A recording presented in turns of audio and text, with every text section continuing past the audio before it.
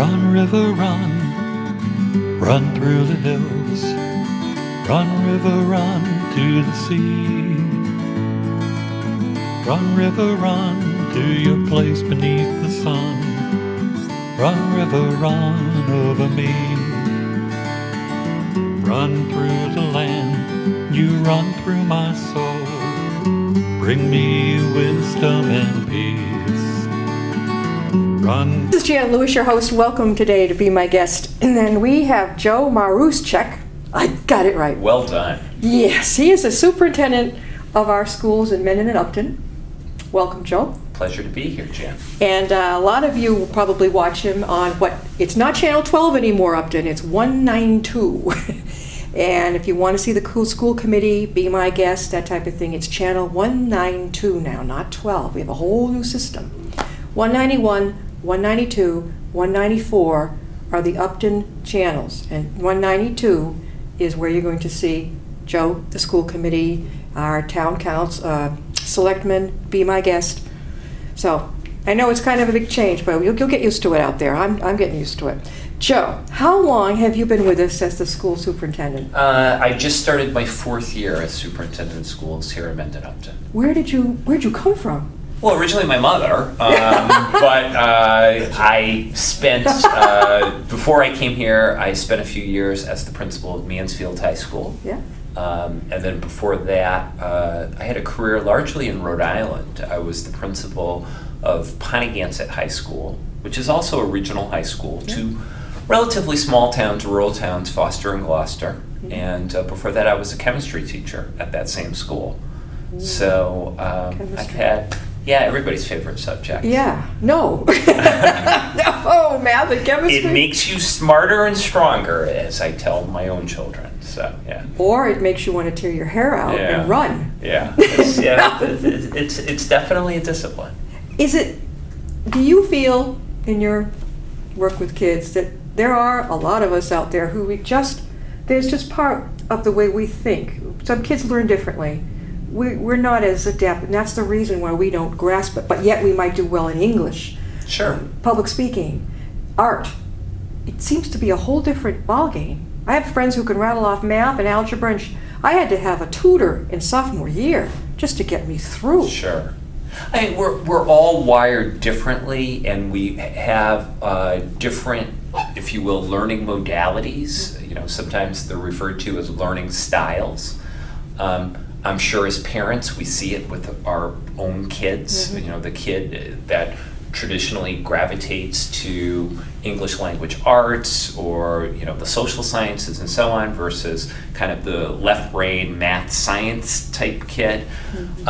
And I think realizing that and becoming smarter and more sophisticated, that we've got to appeal to all these different learning styles, that's really the challenge of the schools, of having a guaranteed and viable curriculum for all kids. Mm-hmm. and instructional strategies that reach all these different types of learners. You know, and I've talked about it before, but we have a lot of children now who've been given the diagnosis for, you know, ADHD and this type of thing.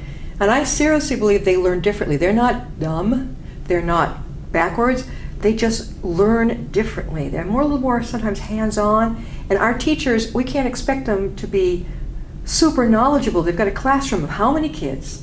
And very often the ones with bipolar ADHD are not being mean, they just can't keep it together. I lean a little bit towards the school of thought, and this is something that's picked up some inertia, that ADHD, particularly in America, is almost a fictitious epidemic. I've heard this, yeah. And we're overdiagnosing it, particularly in boys. Over-medicating. Our children, and I think it's a huge source of concern. And in schools, we're competing against an ever rapidly changing technological society where kids are bombarded from technology and media and so on.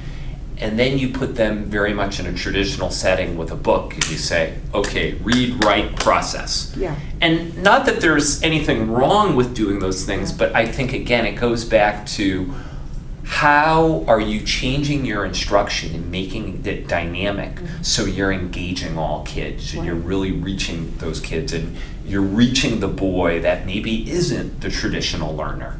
And because he's not a traditional learner, but the school is very, very traditional, it's like trying to force this proverbial peg into the square hole. Exactly. So I think that's where we, as a district, as schools, we've got to be able to adapt and become dynamic in our instruction. A lot of the those kids are put into what's it called, special ed? So special education or some type of special services. Some of them might be IEP. If you can get it. Yeah. Boy, you have to. I mean, more parents are saying we had to get a mediator just to get the IEP. It's everywhere, not just. Well, it is looking at a lot of different indicators of, is a child not meeting grade level standards? You can't necessarily have special education services if there's just one concern and the data doesn't support that your child is not meeting those grade level standards. And the kids though that are meeting them and are having a tough time. Sure. Yeah. Joe, where did you grow up? I grew up out in the western part of the state. Agawam, near where I grew up? Yeah, I grew up, born and raised, and still have family in Agawam, West Springfield, Wilbraham, like yourself. Yeah. So at heart, I am a Western Mass boy. I did leave in the mid-'80s, and I went to Providence College. You went to, I used to live near there. Okay. Did you graduate from PC? I am a proud member of the class of '88. Yeah. And basically ended up shortly after graduation getting a teaching job in Rhode Island. Was fixed up on a blind date with a woman who was the roommate of the woman who taught next door to me in my first job teaching chemistry. The blind date worked out. Yep. We've been married for 21 years now.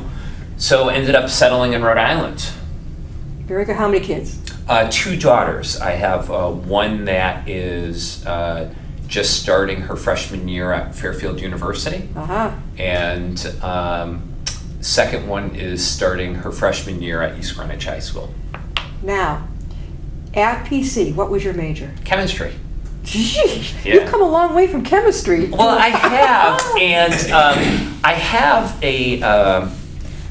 I guess I could be guilty of a certain elitism in the sense that my experience with superintendents, with principals, particularly high school principals, that some of the best and the brightest have come out of the science disciplines.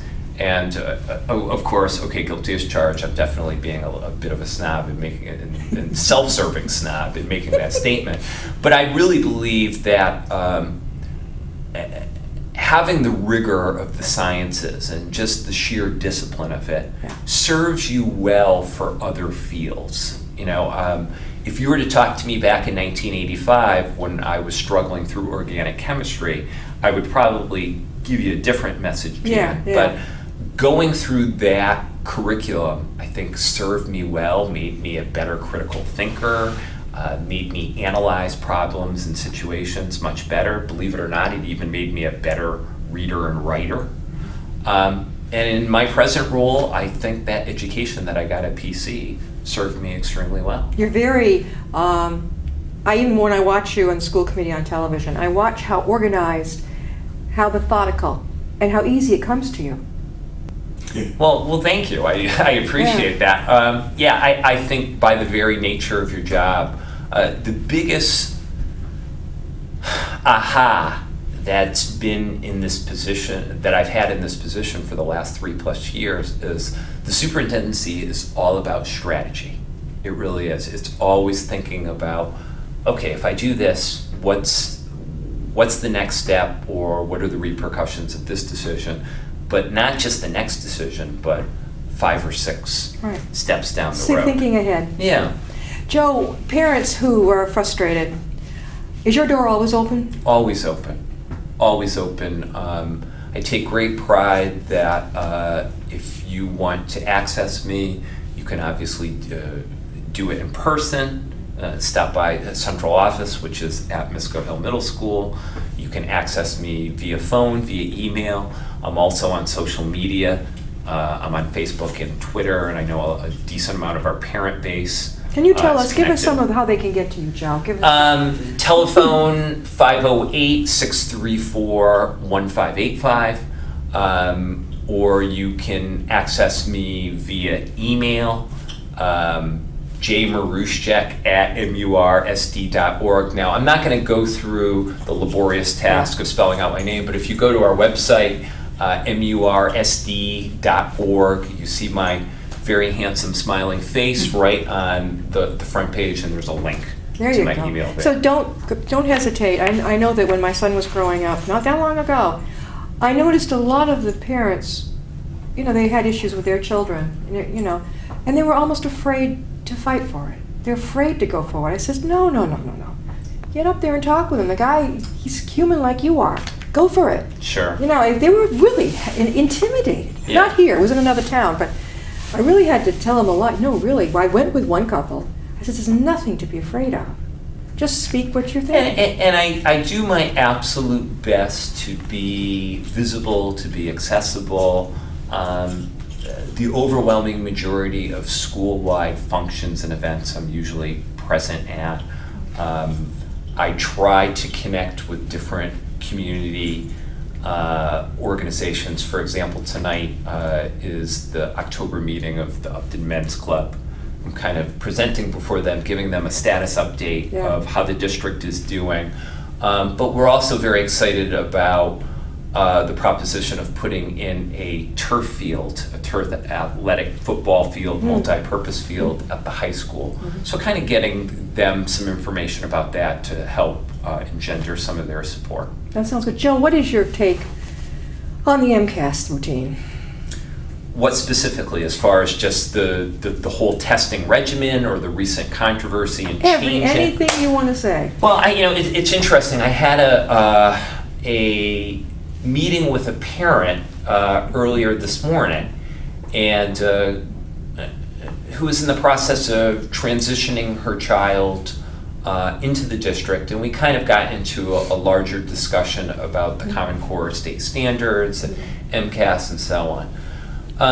My feeling is that having a testing system and accountability system in the state is important. It's important for us to know how well we're serving our kids, how well our kids are learning. And I think schools, districts, individual educators need to be held accountable.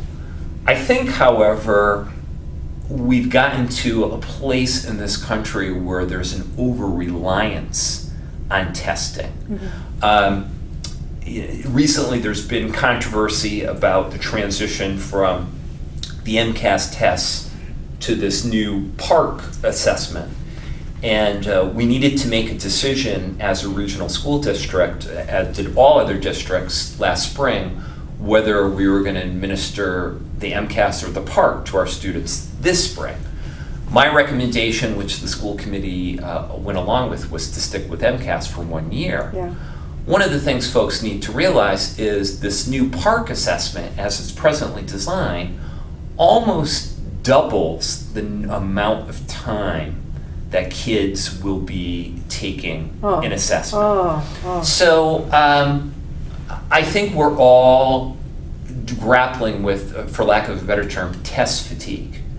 I do think in the larger scope of things, the whole philosophy of where we are in this country with regard to educational reform, that it seems like with the Common Core and with this new generation of testing, we've kind of doubled down on this philosophy of we need to test our kids, and test our kids even more. And not all kids test well. I didn't. And thinking about doubling down, Yeah. well, gee, since No Child Left Behind in 2002, what kind of progress have we really made? Yeah. And isn't the definition of insanity doing more of the Exactly. same thing? Over and over again. So I think like most things in life, Jan, there's got to be balance, and the district vision is a balanced assessment system in the sense that, okay, we have to live with MCAS or with PARCC, but there's other ways that students should be able to show what they know and are able to do. Yes. Maybe some of it is going to be project-based. Maybe it's going to be developing a portfolio of work. Maybe it's a senior project or a capstone project or something. Yeah. Again, speaking to different types of learning styles and modalities. Exactly. Yeah. I know that when my son was, not in Upton, but in another town, he was in, I think it was 3rd grade, and the 3rd grade, no, 3rd, one of the grades, and he, evidently they could see he could do the test. He was just nervous about it. So they did a great thing. The assistant principal, whom he looked up to, came on in and said, hey, want to go for a walk? One-on-one, personalized it, took him for a walk around the building, and they chatted guy to guy. My son went back, sat down, and did the test. He broke the pattern. You know, I suppose some teachers will say, well, I haven't got time to have a sharp eye and watch out for every kid. I'm like, well, try to. Yeah. Because look what happened for my son. All he needed was just a little bit of a change of pattern, and he was fine. Yeah, and both of my daughters are the same exact way. They're two different types of learners, but they're both kids that generally don't do well with standardized testing. They have a tremendous amount of test anxiety. Yes. And I think about, it really is sad that we have this whole generation of kids now that part of it is a lot of what we're doing in schools is driven by the whole standard high stakes testing and standards movement. And again, it's not necessarily all bad, and I'm not condemning all of it, but I think there's got to be more balance. I mean, for example, with MCAS, we're testing the kids every grade 3 through 8 and then 10. Yeah. Well, now with this new PARCC, it's every grade 3 through 11. Is it really necessary? So we're adding now 9 and 10. Oh, no. We're now piloting, if you can believe this, a testing program for kindergartners. Oh, no. To see what, their early emerging literacy skills are. And you get to the point where you just scratch your head and you say, really? Let the kids be kids. Exactly.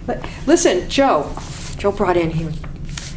Forward, Mendon-Upton Regional School District. This is from 2013, and talk about thinking ahead. What is this all about, 2018? This is our district's 5-year strategic plan.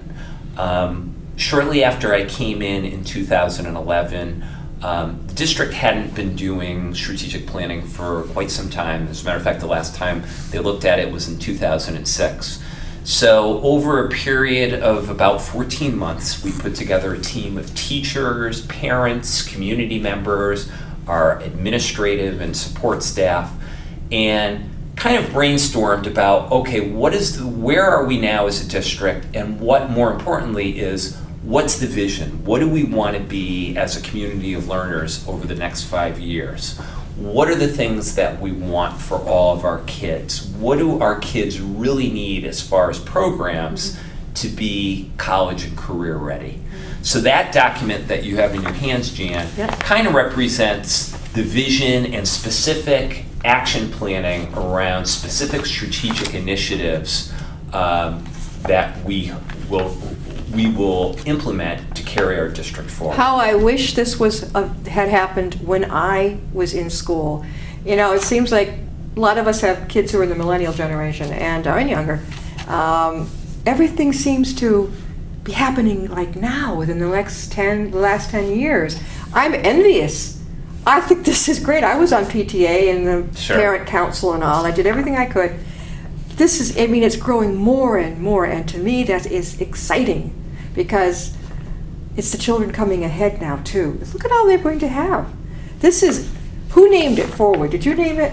I think it was actually the strategic planning committee. We kind of kicked around a bunch of different ideas, and I think it had different permutations like moving forward and so on. And then somebody came up with the idea of, why not just go with forward? Do you have any visions? You must have some visions coming up that you can share. Something that really is your passion for happening, if you can make it happen. Sure. I think one of the things that we're immersing this year that we've been working on over the last 3 years is ensuring that the district is a very technology-rich district. Last year was the first year where we had the one-to-one learning initiative, which is essentially every student having an iPad for use in their classes. Right. And now that's expanded to the high school. Yeah. So right now we're what is known as a one-to-one district in grades 5 through 12. I think the reality is we live in a technology-based world, and thinking about, virtually everybody has a smartphone Not in me. their I just in have their a pocket. single little cell phone. Still have the flip phone. You know what? I don't need it for anything else. I get home, Yeah. everything's on my email. Yeah, okay, but it still speaks to, you're reliant on your email, Yeah. Whether it's a desktop, whether it's a tablet, and so on. So I think students being able to access that information and be consumers of information, but also creators of new content using technology. And on the other side of the flip side of the coin, as far as our teachers changing, again, their instruction to use the technology strategically to really get at learning. Not just as a substitution of, okay, instead of a book here, read it Yeah. on your tablet, Yeah. but getting them to maybe use Google Drive so that kids can collaborate in real time online on a project, on a presentation, or on a document, and so on.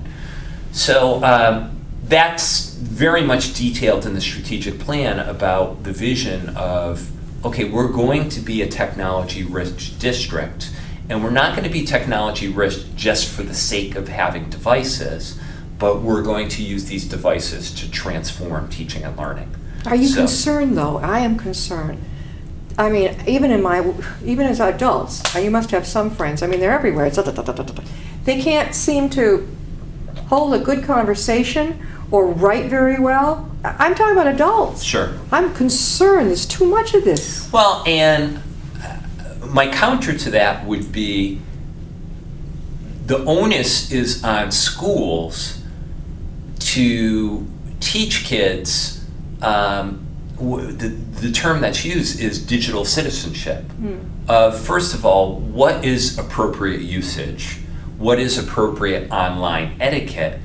But again, it comes down to balance. Yeah. That, because we're a one-to-one district and we've got the use of iPads, it doesn't mean you're not going to read a traditional book. It Yeah. doesn't mean You hear that? you're not going to write using paper and pencil. Yeah.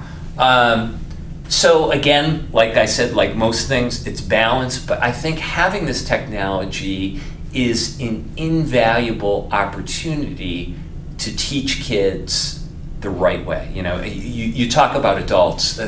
I don't think there's a day. There's a day that I log on to a social media account and I see a posting where you roll your eyes or you scratch your head and Yeah. you say to yourself, what is that individual thinking? Yeah, that's what they have for breakfast. I don't care what you have. But even worse than that, just inappropriate or Yeah. libelous things, or so I think it's a challenge, but it's also an opportunity to Yeah. teach kids appropriate use. It's just I wish hopefully someday, I don't know if it's ever going to come, but I see them. They're all standing around together in a circle or in a restaurant, Yeah, and they're all together, but they're not talking to each other. they're on their phones. What fun is that? Yeah, I have yeah. a friend who was driving, our age group, right? Driving, and when she drove, if I rode with her, I said, "You put the thing down. Don't be doing this while we're driving." Yeah, well, yeah. I that's don't, and very even you go serious. with somebody, no matter what, she was addicted. Yeah, I don't get it. I honestly don't get. I don't want to be a slave to something. Yeah, and I completely hear you. And the older that I'm getting, I think you get to a point where you become almost bitter or resentful about being connected. You know, and particularly in my capacity, that this was the first year that during our August vacation to the Cape that I actually put an away message on my email, and I actually felt a little guilty about it. And then, my wife also caught me answering some emails despite my away message, which was very, very bad. But I think we've got to, again, it's about balance. It's about teaching that one of the downsides of our technology-rich society is there's that sense of immediacy. That things I've got to have it now. Got to have it. Yeah. I can wait. Yeah. If they can't reach me, they can leave a message. They can. I mean, how many times do you want to reach me? You've got email, the phone. Just leave a message. I will get back to him. ASAP. Yeah. Joe, we have had the fortunate day of having Joe Maruszczak. Flawless. Got it. Absolutely flawless. As our superintendent of schools on. And Joe, this has been, we are so lucky to have you here. Thank you. That's Thank very you sweet. for coming. And you'll Thank come you. back, right? Absolutely. All right. Don't be shy to connect with him, parents. He's really a cool guy. See you next time. Yes.